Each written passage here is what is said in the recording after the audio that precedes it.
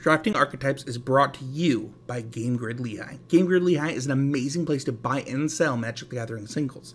Whether you're building a new cube or crafting your new constructed deck, Game Grid Lehigh is the place to do it. Got a draft coming up with some friends? Buy some seal product here and get it quick. So click the referral link in the description to help out the show, and don't forget to use the code DRAFTPRO10 to get 10% off on your next order at gglehigh.com.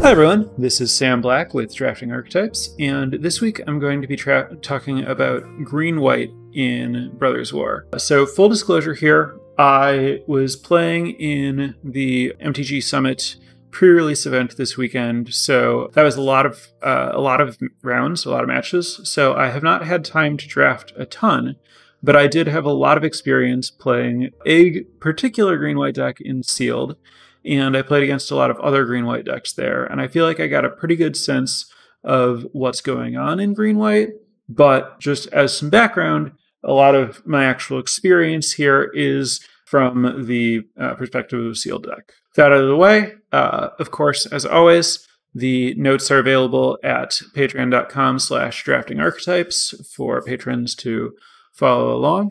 So, green-white's stated theme for this set is Artifact Fall, so stuff that cares about artifacts entering the battlefield. This mechanic doesn't really exist at common, and I think there are 5 cards that care about this thing. There's a white common and a green common, Perimeter Patrol and Phalanx Vanguard, that each get an extra power until end of turn when an artifact enters the battlefield.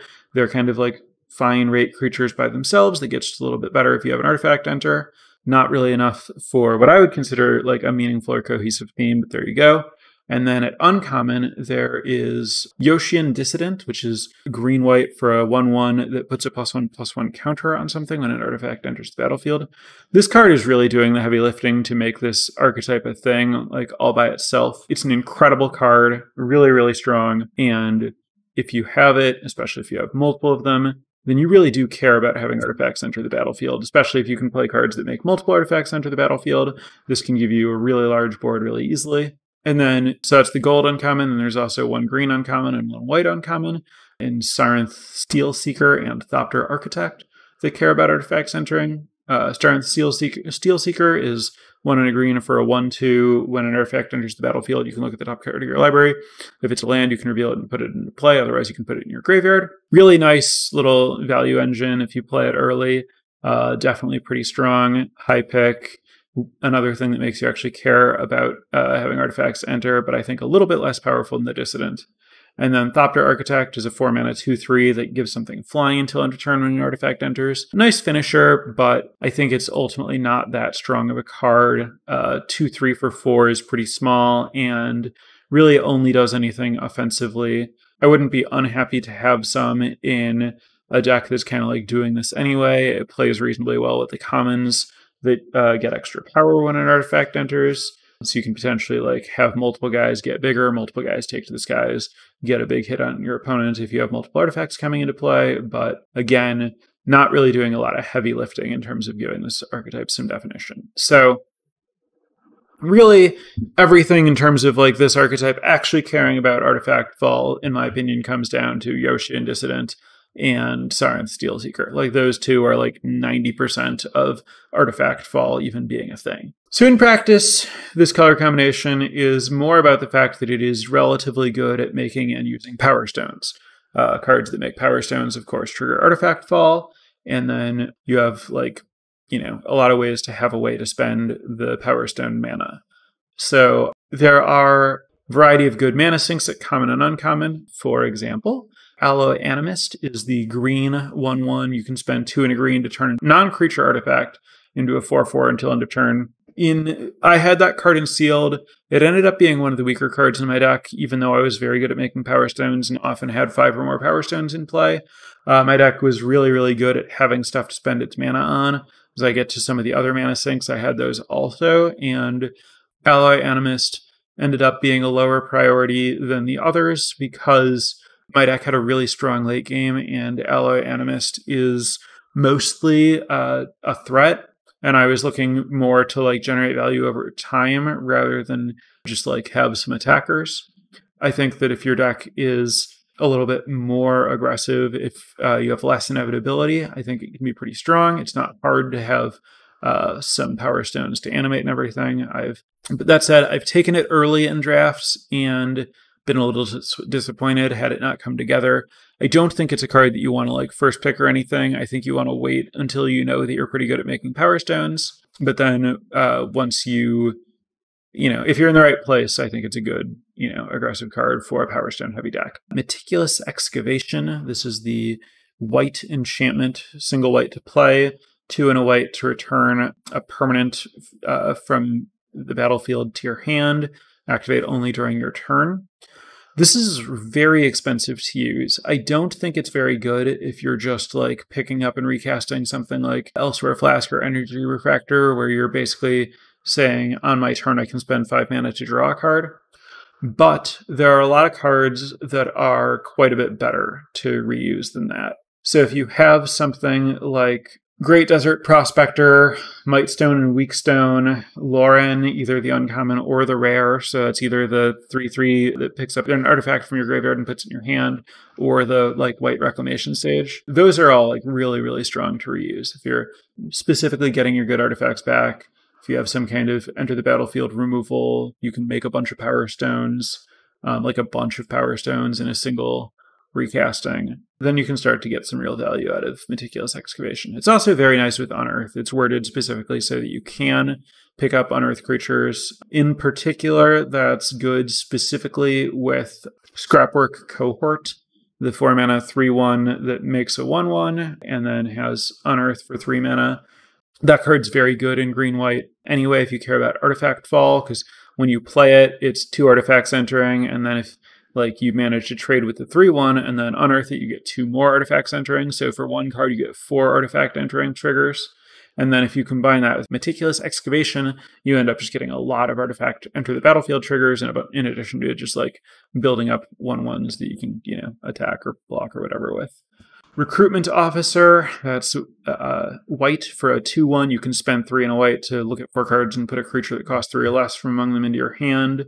Kind of a Duskwatch Recruiter effect, obviously a great mana sink. Ambush Paratrooper is the 1 and a white for a 1/2 flash flyer. You can spend 5 mana to give all your creatures +1/+1 until end of turn. Very strong effect. As we saw if you played the Alchemy Baldur's Gate set, there was the unicorn that gave all your creatures +1/+1 and vigilance for 4 mana. That was extremely strong.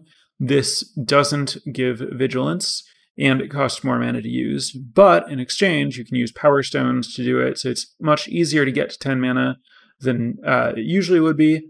Also, flash on this creature is a really big deal. I've had a lot of games where, the first time that I'm doing it, I'm both playing and activating it. So I have this very unexpected kind of combat trick, in addition to just having a 2/1 flash flyer that can, ambush a 1/1 or whatever. Argothian Sprite is the 2 mana 2/2 that can't be blocked by artifact creatures, and you can spend 7 mana to put 2 counters on it. And Mask of the Jade Crafter is the 2 mana artifact. You can spend X and sacrifice it at sorcery speed to make an XX creature, and then you can unearth it for 2 and a green. So that's another that gives you 4 artifact fall triggers by itself. 1 when you play the statue, 1 when you make the first construct, or golem, or whatever it is. Another when you unearth it, another when you sack it to make a thing. And that's another card that you can just put any amount of mana into, only over like 2 different turns or whatever, but 3 different turns, I guess. The turn you play it, the turn you sack it the first time, and then the turn you both unearth it and sack it. But reasonable outlet for some Power Stones there. So those are some examples of some things you can do with Power Stones. And that's just a common and uncommon, just speaking to the deck being pretty good at using the Power Stones they can make. So given that this deck is really good at making like these extra mana sources and really good at spending mana, it's much grindier than green-white would be in a lot of formats. This is very much not a like generic green-white aggressive deck. The commons like Perimeter Patrol and Phalanx Vanguard, those guys with the artifact ball that get extra power, might trick you into thinking that green-white is, oh, okay, this is like an artifact fall beatdown deck. But I think that the way this deck plays out is much more about kind of like generating value over time. You have a good curve, so you get some early blockers down, maybe get your opponent on the back foot, and then you're kind of hoping to like get into a board stall where you can just kind of outspend your opponent using these like power stones to just like use abilities that give you value over time and then winning with that. So given that you're trying to play a bit of a longer game, removal interaction is pretty important. Fortunately, again, this being an artifact set makes it easier for green and white to have a lot of good removal, since like disenchant type effects are pretty strong removal. So at common, you have like disenchant and epic confrontation are both premium removal spells. And then in addition to that, you have prison sentence, which is the arrest that scries to, which, you know, I'm usually pretty low on arrest type cards.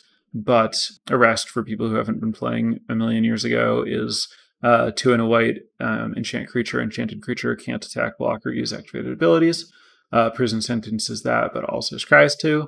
Scry 2 goes a really long way to mitigate the downside of your opponent having some kind of efficient way to use the creature that you've put it on. I've been pretty happy with prison sentence. Deadly Riposte is okay. 3 to a tapped creature, gain 2 life. Very good if your opponent's like trying to attack you, small creatures. So I found it to be in Sealed a good sideboard card against people who are trying to go under me. But ultimately, like so many decks in this format are more about like having huge prototypes or whatever, that I think it has a lot of bad matchups. So I don't really consider it like a premium removal spell, but it's okay to, you know, play a copy or 2 if you're worried about people going under you. And then Shoot Down, 4 mana, exile an artifact, enchantment, or creature with flying. 4 mana sorcery speed removal is a tough pill for me to swallow. It's hard to get a lot of value out of it. You're not usually trading up on mana a lot. That said, in this set, pretty versatile in terms of like total number of things it hits being pretty high, and it hits a lot of things that are very high impact. So I think if you're looking for some hard removal, if you're like short for whatever reason, it's playable, but not something that I'm looking to highly prioritize.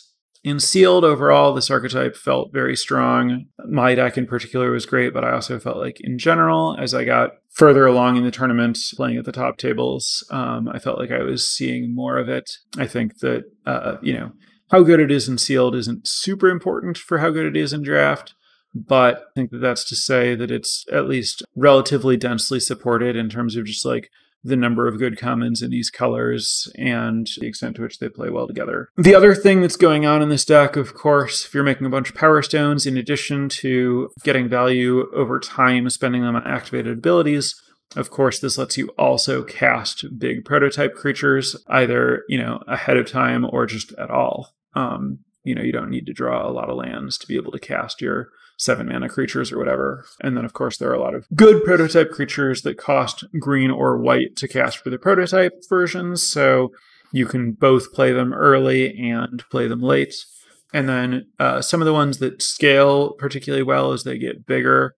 For example, in my experience, most directly, the Clear Cutter, the creature that taps for mana equal to its power, and the Combat Thresher, the double strike creature. Those, you get a lot of extra value when you hard cast them because they have 3 power instead of 1, and they kind of multiply the significance of that power by having, you know, either double strike or the mana ability. But with Yoshin Dissident, that can put +1/+1 counters on your things, specifically on those things, you can kind of make up for the difference between the prototype and the hard cast version very quickly by just having other artifacts enter and then putting counters on that thing. So Dissident plays really well with like those prototypes that scale particularly well. A lot of synergies, decent, you know, cheap, aggressive stuff with a lot of value over time, scales into the big game, into the late game pretty well. So I really like what's going on here. While there are kind of like preliminary 17 land stats available right now,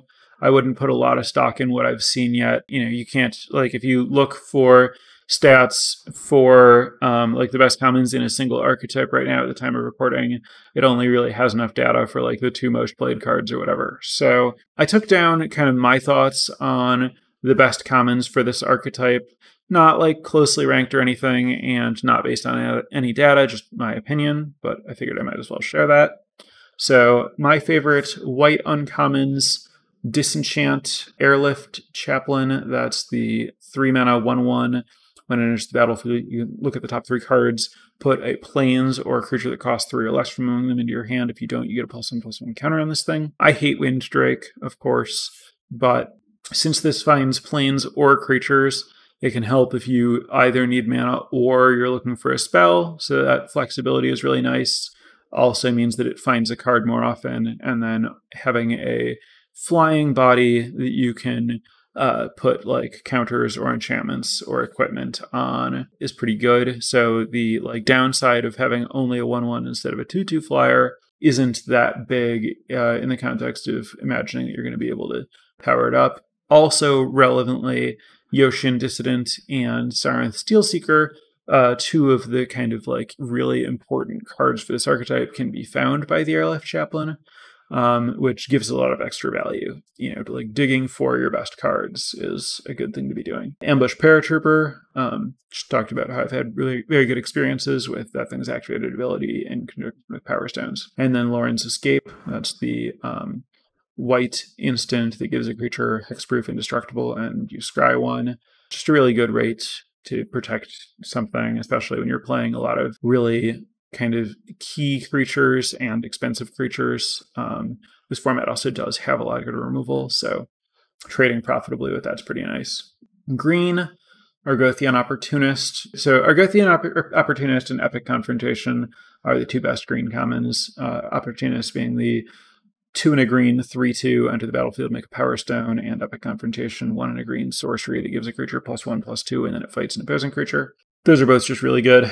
And then Gaia's Gift is the other notable green common. That's the +1/+1 counter, reach, trample, hexproof, indestructible.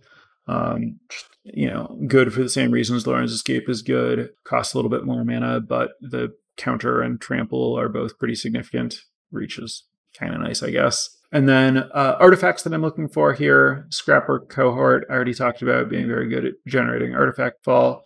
Scrapwork Rager, that's the 4-mana 2/2 that draws a card and then unearths for 2 and a black. I'm not excited about this if you don't have black mana, but if you have even just like 2 energy refactors and no swamps in your deck, or 1 swamp in your deck or whatever, it's also pretty easy to have like 1 swamp and 2 evolving wilds or something. Then I think this card gets pretty good. Sorry, unearths for 3 and a black, not 2 and a black. But, you know, it's a nice, you know, replaces itself artifact fall trigger, and it's not hard to find a way to unearth it. Boulder Branch Golem is the 3 and a green prototype for 3/3, gain life equal to its power, or 7 mana for a 6/5, gain life equal to its power.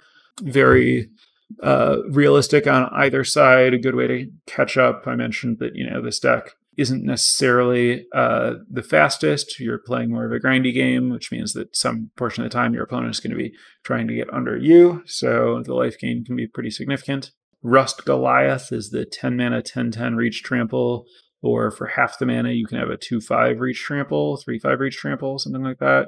Energy Refractor, 2 mana artifact, ETB cantrip, and then you can filter mana with it. It lets you turn your Power Stone mana into regular mana.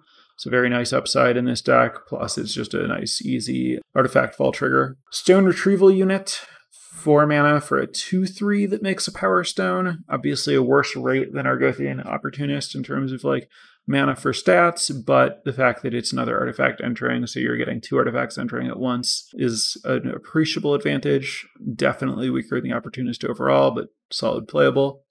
And then I noted maybe Aeronaut's Wings. That's the equipment that gives +1 power and flying. I have not played with it yet, but I've certainly felt like this format has a lot of board stalls. Being able to move your equipment around with Power Stones helps. I think there's a real chance that Aeronaut's Wings is very good, especially in some versions of this deck. So definitely something to look for and try out. So that's what I got. I think that, you know, the archetype is, I don't want to say straightforward. It's really more versatile. Like, there are a lot of different things you can do with it, but it's all kind of, you know, you're very much playing on the battlefield. You have, access to removal and tricks, but you're very like mid-range. And like I mentioned, I think you're generally, if you want to play to be ahead on the board rather than like ahead on life, like you're not trying to go under people, you're not trying to like get them into the range where you're like racing them or that's what I'm really getting at, is you're not racing people. You're not a tempo deck. You care about tempo in as far as you care about not being behind so that you can be stable, so you can be spending your mana getting value.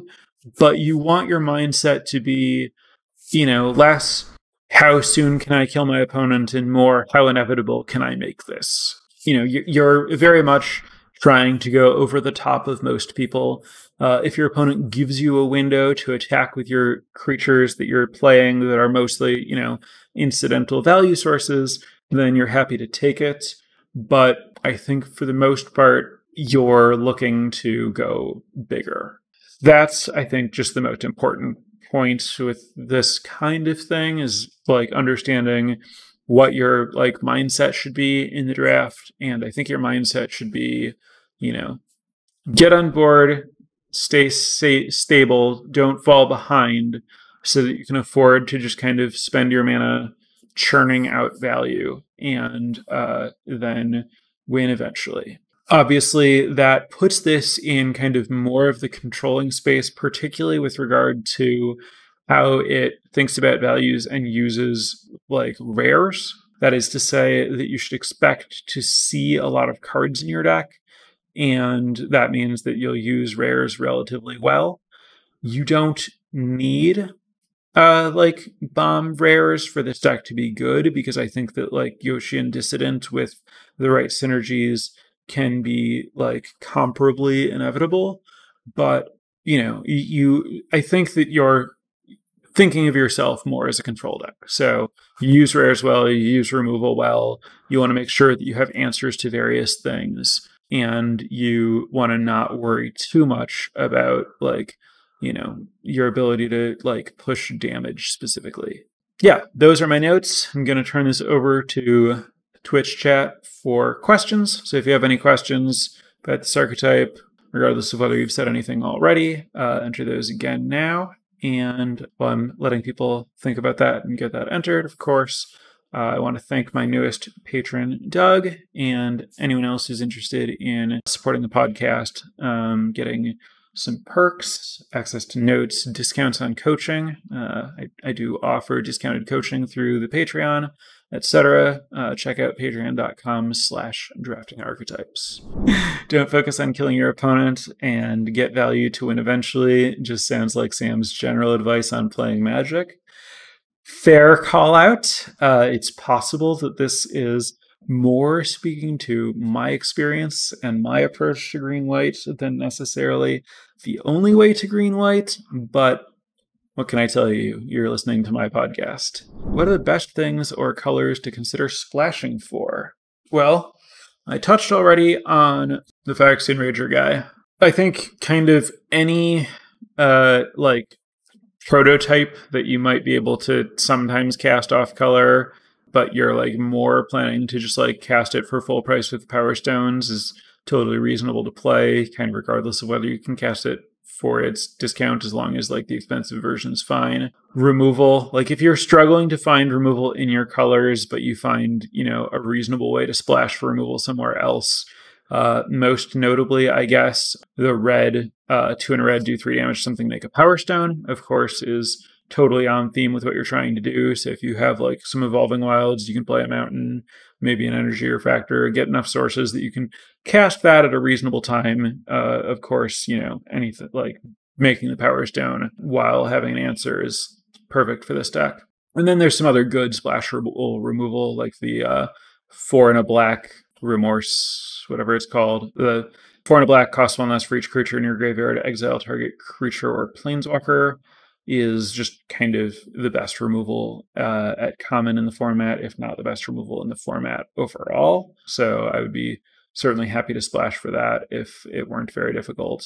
And I mean, honestly, even splashing for the blue draw 2, discard 1, make a Power Stone would be very much like in line with what I'm trying to do with this deck. Just in general, cards that help with making Power Stones and having answers and kind of this like general like inevitability, don't fall behind kind of mindset, I think are all reasonable cards to consider splashing if your mana allows it easily. With Steel Seeker, how aggressively do you mill non-lands if you're going to have multiple artifact fall triggers in that turn? Really depends on, what you're looking for. Like if you need to find a land, then you kind of need to throw away anything that's not a land to get to the land. If it's late game and you're drawing lands primarily so that you can like draw spells and you find a reasonable spell, then you should probably just leave it on top because, you don't really care about the extra lands you might put in your hand. So highly contextual there. How does this deck use the 2 uncommons that care about forests and plains? They're both fine. Like, the Blanchwood Armor is really good if you're heavy green and have ways to protect it. I had Blanchwood Armor in my sealed deck.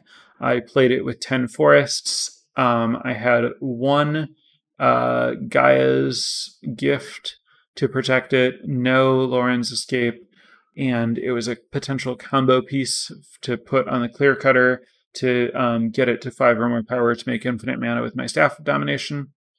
I ended up like never really casting it for any purpose other than that, and it felt like one of the weaker cards in my deck. I think if you have some more ways to protect it, the creature that you put it on, and you're less inevitable and sometimes need to just try to put it on a creature and steal a game, then it's better. You can also, if you can get away with like 10-6, 10-7 kind of mana base, and then put it on like a Yoshian the 1/4 Vigilant Lifelink, and also have Lauren's Escape and Gaia's Gifts to protect it, that can be kind of a different theme for a deck that this archetype can very much get into, but that I have less experience with. And then the white one, if you're heavy white, it's a good removal spell. Not too complicated there. Pretty bad at killing giant prototypes. Pretty good at killing most normal creatures. Where does this archetype fall for you on the ladder of archetypes in regard to overall strength, higher or lower end? My perception is that it's relatively strong. I think the synergies are good. I think the game plan's good. Like I said, I saw it pretty often at the top tables in sealed. That said, I'm a few drafts into the set, I have no idea. Mentioned the Boggle / Protect the Queen variant of green-white in the overview with green and white protection tricks.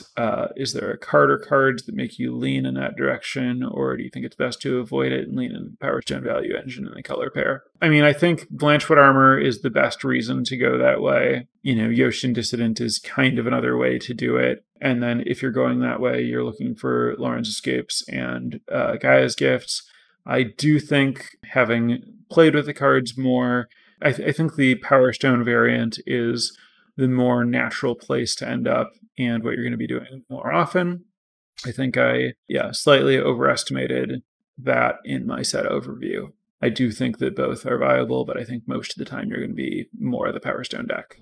Another question about splashing here, so I will take that just as an opportunity to say, I think, a lot of what you're looking to splash is potentially just like good gold uncommons. And I think whether you're looking to splash is a little bit less about which cards you see to splash and a little bit more about which enablers you see to let you splash. It's not that hard to find something that would be kind of nice to have in the deck. And it's more about like how many Evolving Wilds, how many Energy Refractors, and then as a fallback, how many Prowlers or whatever, the green 1/1 for 2 that functions kind of like a Satyr Wayfinder from the Mill 3 cycle. That, especially in conjunction with Evolving Wilds, is a nice way to splash. So to me, it's not that hard to figure out, okay, this card would help or is doing what I'm looking to do, and more just how far out of my way am I going to enable this splash? Also, worth noting, since this is a limited format, people are generally expecting to play 17 lands. I have almost always in this format played 15 or 16 lands. The Power Stones cover casting most of your expensive spells. There are a lot of cheap artifacts in this color combination. There are 2 different mill 3 creatures that can give you more lands. Silent Steel Seeker helps you with making your land drops. So I've been pretty happy playing 16, even in my decks that are spending a lot of mana. I haven't found that it's like that hard to make your land drops or just like cast your spells with Power Stones. I'm not sure if it was mentioned, but would you run Sentinel Stalwart, the mana elf, in this deck? If yes, only when you're splashing or just in general? I think it's just a function of how many 2-drops you have that like you're not trying to get in combat with. Very, very reasonable to play it. Plays well with Yoshin Dissident and Siren Steel Seeker, since neither of them are really trying to attack, and helps you with splashing, as you said. But I think, you know, depending on your curve, it's fine to just play it, especially if you have like a lot of 2s and 4s and you're a little short on 3s, which of course is a little bit less likely with Argothian Opportunist, but it could still happen. I would say the best versions of this deck lightly don't involve Sentinel Stalwart, because I think the best versions of this deck are really just like Yoshin Dissident and Steel Seeker, and then cards removal and cards that put artifacts into play, either because they're like Opportunist, where it's not an artifact but it does give you one, or just, you know, assorted artifact creatures. You know, I think the best versions of this deck are where you get multiple dissidents and then just everything you do triggers them a lot. Also, I wanted to mention in particular the white 2/1 for 2 that makes a Power Stone when it dies. Looks like a card for this archetype because it's like a way to make a Power Stone. In practice, I think it's pretty weak. I think it's hard to reliably trade this 2/1 in a way that's profitable to get the Power Stone into play in a timely fashion. I don't think it's a horrible card, but I think it's a card that, like, the better versions of this deck will not have to play. I also incidentally think the better versions of this deck play neither Perimeter Patrol nor Phalanx Vanguard. Those are the creatures that get extra power when an artifact enters. I think they're just, you know, they're fine rate creatures, but they're very low synergy. Like, the payoff that you get for having an artifact enter while you have those is very small, and then the cost of them not being an artifact to trigger your stuff that actually matters doesn't really offset that. So it's weird having like this archetype that largely doesn't exist at common, except with some like things that kind of trick you into thinking they're part of it, to like tell you that it's there, but you shouldn't really play them. Just part of where I think that like the explicit theme is less emphatic, I guess, than one might think. But again, I do think that like the two very strong uncommons weigh very heavily. They matter a ton.